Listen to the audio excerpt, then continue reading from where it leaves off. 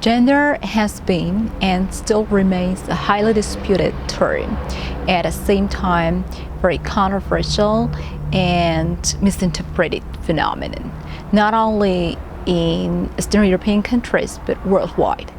And that's why it's very important to closely study and analyze this concept and its complex relationship with other concepts, because it's not a single category and it functions in relation with other categories such as age, race, religion, social institutions, etc.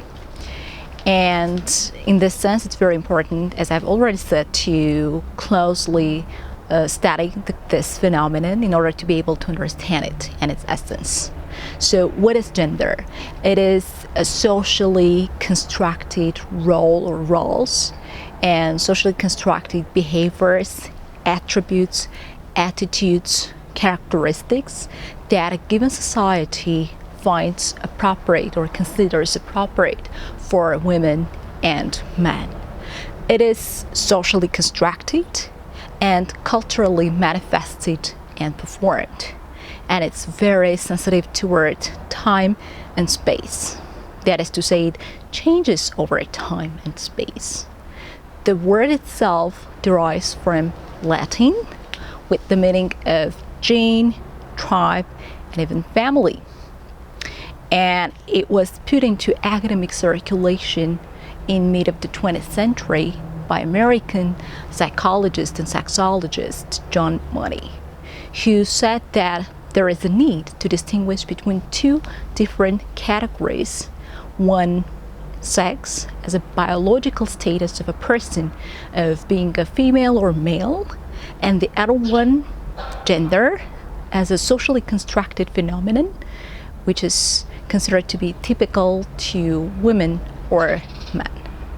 In practice, there is no single approach or perspective how we can study. There are different approaches, and the best variant is to know these approaches and to combine them and to decide how you are going to study gender depending on the context and on the situation actually.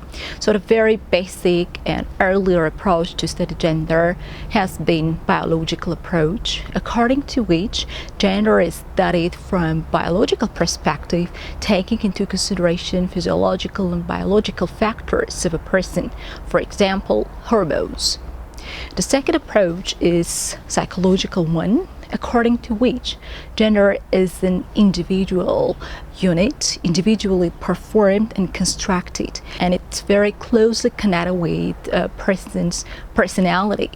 And in this sense, it is believed that a person and a kid starts developing her or his gender from an early age. Within this approach, we distinguish two different sub-approaches. So the first sub-approach is socialization, according to which a kid learns to study the environment, to observe the environment, and discover the environment, and then imitating whatever has been seen or taught to her or him. And according to the second approach, which is a little bit more dynamic approach, it's cognitive approach, gender performance or gender formation. It's not something very passive, rather it's very dynamic. So a kid starts learning not only through observing and discovering the environment passively and then imitating whatever has been taught, but also the kid starts learning and observing according or conditioned by her or his inner needs, interest, and even urge. And finally, the last one, last but not least, and the latest approach is the communicative approach. According to this approach, gender is seen in communication. It is performed in communication. It is constructed in communication. And outside of communication, it doesn't exist. Here, we need to understand communication in its broader sense.